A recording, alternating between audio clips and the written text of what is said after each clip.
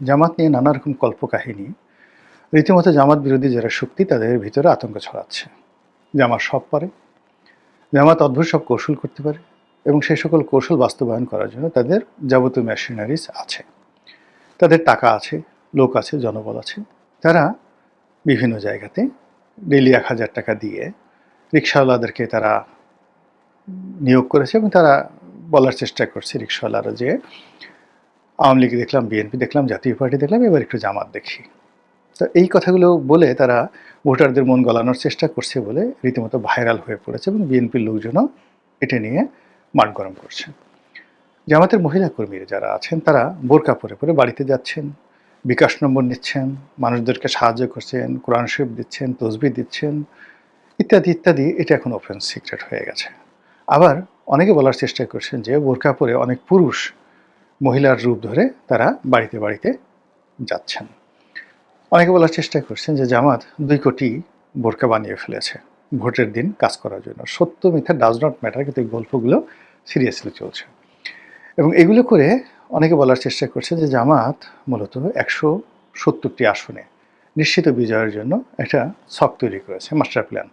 এবং এই মাস্টার প্ল্যানগুলো আমি কিন্তু বলছি না, এগুলো ইন্টারনেট খুঁজলে আপনি পাবেন। এবং ১৭০টা সিটে কী করে জামাত একেবারে চোখ বুজে জয়লাভ করবে, সেই পয়েন্ট নম্বর ১, ২, ৩, ৪, ৫ এগুলো হাতে কলমে ভিডিও করে, অডিও করে বিভিন্ন কন্টেন্ট ক্রিয়েটররা তারা এমনভাবে উপস্থাপন করেছে আপনি বিশ্বাস না করে পারবেন না। আমার যারা দর্শক মানে তারা খুব হাই লেভেলের, আমি মনে করি আমার যারা দর্শক তারা সবাই জ্ঞানী, গুণী, শিক্ষিত, সজ্জন ব্যক্তি রয়েছেন। তাদের কাছে এগুলো খুব ছেলে খেলা মনে হতে পারে, তবুও তো অনেকে জানতে চাইতে পারেন। যেমন অনেকে হয়তো জানেন, খুব ভালো করে জানেন যে বাংলাদেশের এরকম প্রায় ১৫০ সিট রয়েছে। ১৫০ সিট রয়েছে, ১৫০টি সিট রয়েছে যেখানে প্রতিপক্ষের সাথে ভোটের ব্যবধান থাকে। জয় পরাজয়ের ক্ষেত্রে ভোটের ব্যবধান থেকে ৫,০০০ থেকে ১০,০০০।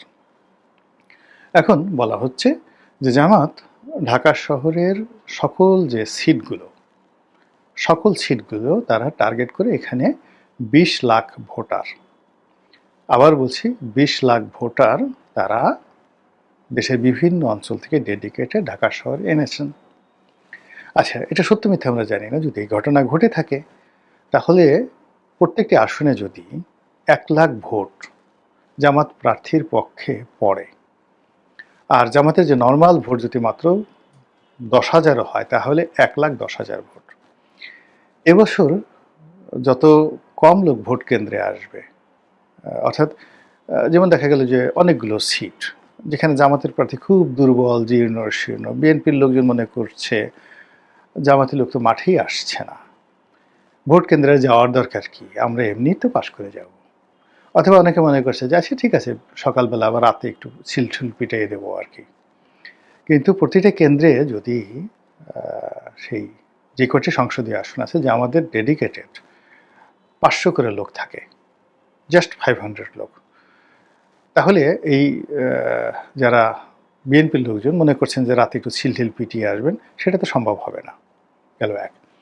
২ নম্বর হলো যে ওই যে তারা যেহেতু মাঠে জামাতের প্রার্থীদেরকে দেখছে না এবং বিএনপির প্রার্থীরা এককভাবে ঘুরে বেড়াচ্ছেন, কাজেই তারা বিজয়ের ব্যাপারে নিশ্চিত। এবং ভোটাররা, বিএনপি যারা ভোটাররা তারা মনে করবেন ওই আওয়ামী লীগ জমানার মতো ভোট দিলেই বা কি না দিলেই কি, আমাদের প্রার্থী তো এমনি জয়লাভ করবে। তো সেখানে তারা আসলেন 5%, 3%, 6%, আর বাকি জামাতের ১ লক্ষ ভোটার সেখানে উপস্থিত হয়ে গেল। বলেন তো ফলাফলটা কী হবে? ফলাফলটা নিশ্চিতভাবে জামাত চলে আসবে। এইভাবে গ্রামে বাংলায় মানে ঢাকা শহরে যেভাবে এই ২০ লাখ ভোটের কথা বলা হচ্ছে, আর প্রবাসী ভোট ১৫ লক্ষ প্রবাসী ভোট, এই প্রবাসী ভোটের উপর বলা হচ্ছে যে জামাত পুরোটাই নিয়ন্ত্রণ করে ফেলেছে। এই প্রবাসী ভোট কার কোন প্রার্থীর হিসেবে পড়বে ওটা জামাতই নির্ধারণ করে দিয়েছে বা দিবে। What ever maybe, does not matter. এখন ওখানে সেই ১৫ লাখ ভোট, এখানে গেল ২০ লাখ, ওখানে গেল ১৫ লাখ ভোট। সেটা কিভাবে হবে, কিভাবে ডিস্ট্রিবিউশন হবে, কোন কোন আসনে যদি ১০,০০০ করে আপনি ১৫ লাখ ভোট দিয়ে দেন তাহলে কয়জনের কপাল পড়বে? মানুষজন গল্প বানিয়ে ফেলেছে। এরপর আরও অনেক সুন্দর সুন্দর গল্প, যেমন ঢাকা বিশ্ববিদ্যালয়ে ডাকসু নির্বাচনে তারা জয়লাভ করলো, শিবির জয়লাভ করলো। সবার অভিযোগ ছিল, প্রধান অভিযোগ ছিল যে ব্যালট পেপার, ঢাকা বিশ্ববিদ্যালয়ের ছাত্র সংসদ নির্বাচনের যে ব্যালট পেপার, এটি জামাত আগেই ডুপ্লিকেট কপি নীলক্ষেত থেকে তারা ছাপিয়ে রেখেছিল এবং সেখানে প্রার্থীর পক্ষে ভোট দিয়ে তারা আগেই ব্যালটে এটা সিল মেরে ব্যালট বাক্সে ভরে রেখেছিল বা ভরে দিয়েছে। ফলে নিরঙ্কুশভাবে, অপ্রত্যাশিতভাবে, অভাবনীয়ভাবে শিবিরের প্রার্থীরা ডাকসু নির্বাচনে জয়লাভ করেছে।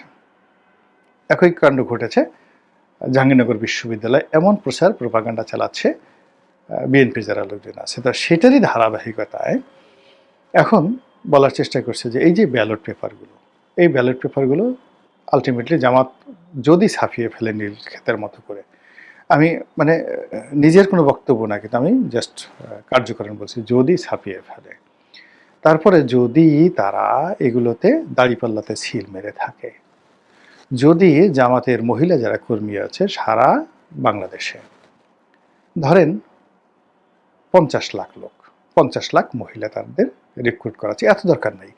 আপনি প্রতিটি ভোট কেন্দ্রে যদি এরকম ভাগ করে দেন, 50 লাখই ধরেন সারা বাংলাদেশে, এরকম 50 লাখ মহিলা যারা বোরকা পরে যাবেন, যাদের সকলের কাছে 5টা করে ভোট থাকবে, তাহলে 50 লাখ ইন্টু 5টি করে ব্যালট থাকবে এবং তাদেরকে ওইভাবে আপনি ঢালাওভাবে তাদেরকে যাকে বলা হয় তল্লাশি করবেন, সিল মারা ব্যালট পেপার উদ্ধার করবেন, ভোট কেন্দ্রে গিয়ে কাজগুলো করবেন, এগুলো আপনি করতে পারবেন না, প্রেক্ষাপটে তছনছ হয়ে যাবে সেখানে।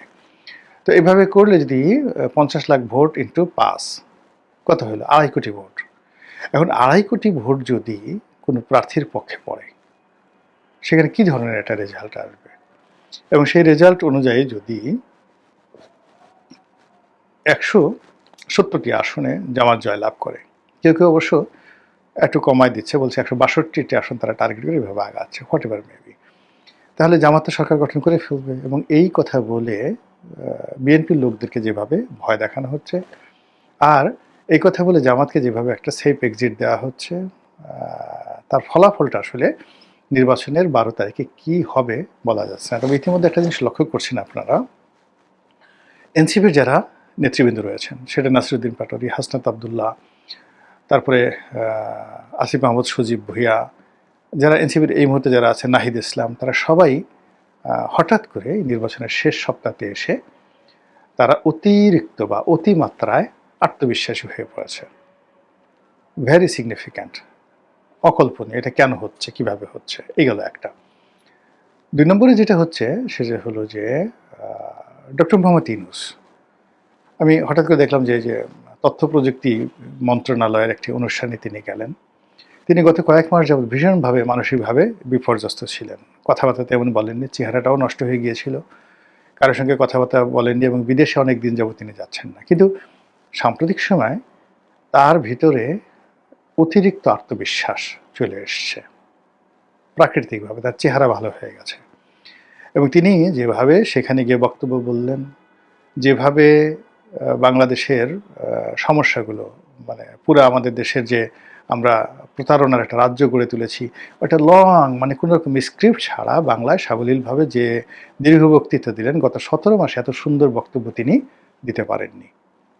চমৎকারভাবে বক্তব্য দিয়েছেন। এরই মধ্যে প্রাথমিক শিক্ষকদের নিয়োগ, এরই মধ্যে চীনের সঙ্গে একটি ড্রোন কারখানা, সামরিক ড্রোন কারখানা স্থাপন করার জন্য চট্টগ্রামে একটি ইপিজেড স্থাপন করা, এরপরে চীনের অর্থায়নে উত্তরবঙ্গে একটি বিশাল হাসপাতাল স্থাপন করা, যা কিনা ভারত মনে করছে এখানে এই হাসপাতালের আড়ালে চীন মূলত এখানে তাদের সামরিক যন্ত্রপাতি স্থাপন করবে এবং এই সকল সামরিক যন্ত্রপাতি দিয়ে ইজিলি সেই শিলিগুড়ি করিডর থেকে শুরু করে সেই উত্তরবঙ্গ রিলেটেড ভারতের যে সকল রাজ্য রয়েছে, সব রাজ্যের উপর চীন নজরদারি করতে পারবে।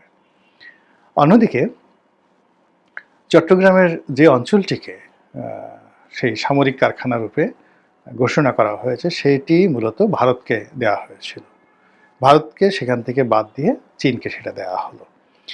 এই সময়টিতে হঠাৎ করে এসে উনি যে ঘুরে দাঁড়ালেন, একেবারে নির্বাচনের আজকের আমি ভিডিওটি যখন করছি তখন 29 তারিখ, জানুয়ারি মাসের 29 তারিখ, এই সময়টিতে এসে যেভাবে সরকার ঘুরে দাঁড়িয়েছে, যেভাবে জামাতের আসন নিয়ে কথাবার্তা বলা হচ্ছে এবং এর বিপরীতে বিএনপির যে নড়াচড়া এটা কমে যাচ্ছে। বিএনপির নেতা সম্পর্কে নানা রকম নেতিবাচক ছোটোখাটো যে ঘটনা, সেই ঘটনাগুলোকে পাহাড়ের মতো বড় করে যেভাবে প্রচার করা হচ্ছে। তিনি তার ছাত্রদলের সভাপতি, তার দলের মানে বিএনপির অঙ্গ সংগঠন ছাত্রদলের সভাপতি রাকিবকে তিনি কেন তার পায়ের কাছে বসতে দেননি বা মঞ্চ থেকে সামনে নামে পা ঝুলিয়ে বসতে বলেছেন, এটা নিয়ে তর্ক বিতর্ক হচ্ছে। মানে রাকিবের জন্য। তারপরে সেখানে আবার শিবিরের সভাপতিকে গোলাম পরোয়ার কীভাবে পাশে বসিয়ে রাজার মতো সম্মান করেছেন, কোথায় জামাত আর কোথায় সেই বিএনপি, দেখো দেখো দেখো, সারা জীবন বিএনপি করে তোমাকে তো এই পায়ের কাছেই থাকতে হবে, দালালি করতে হবে। এই জিনিসগুলো করে মূলত জামাতকে একটা করিডর করে দেওয়ার চেষ্টা করা হচ্ছে। আর অন্যদিকে ডক্টর মোহাম্মদ ইউনূসের রাইট হ্যান্ড, তার সকল কর্মের প্রেরণাদাতা মাস্টারমাইন্ড ডক্টর আলী রিয়াজ, তিনি সাম্প্রতিক সময় যে বক্তব্যটি দিয়েছেন, সেই বক্তব্যটি হলো যে সামনে যে নির্বাচন হচ্ছে সেই নির্বাচনের দ্বারা যে সংসদ সদস্য নির্বাচিত হবেন তারা 6 মাস মূলত এমপি হিসেবে নন, মানে কনস্টিটিউশনাল অ্যাসেম্বলি যেটা হবে সেই অ্যাসেম্বলির সদস্যরূপে তারা জুলাই সনদ অনুমোদন করবেন, সংবিধান সংশোধন করবেন, তারপরে তাদের যে কাজগুলো সেগুলো তারা করবেন। অর্থাৎ 6 মাস তারা এই 17 মাসের সরকারের যত কর্মকাণ্ড আছে সেই কর্মকাণ্ড তারা বৈধতা দেবেন। এই যে নির্বাচনের এই কয়দিন আগে আলী রিয়াজ সাহেবের এই ধরনের বক্তব্য, এই বক্তব্য দ্বারা কি বোঝাচ্ছে? নির্বাচনে যারা লম্ফঝম্প করছেন তারা কি এমপি হিসেবে না এই মেম্বার হিসেবে কাজ করবেন? এবং তারা যদি সরকারের চাহিদা মতো তারা পার্লামেন্টে অধিবেশনে ডেকে তারা যদি সংবিধান সংশোধন না করেন, জুলাই সনদ যদি পাশ না করেন, তো সেক্ষেত্রে সরকার কি করবে? সেক্ষেত্রে সরকার কি নির্বাচন বাতিল করবে? আর যারা নির্বাচিত হলেন তাদের অবস্থা কি সেই 70-এর যে নির্বাচিত যে সংসদ সদস্য যারা ছিলেন, কনস্টিটিউশনাল অ্যাসেম্বলির সদস্যরা, তারা যেভাবে পাকিস্তানের বিরুদ্ধে বিদ্রোহ করেছিল ঠিক ওইভাবে কি বিদ্রোহ হবে? এই সব মিলিয়ে কেমন যেন একটা ছেঁড়া বেড়া হয়ে গেছে।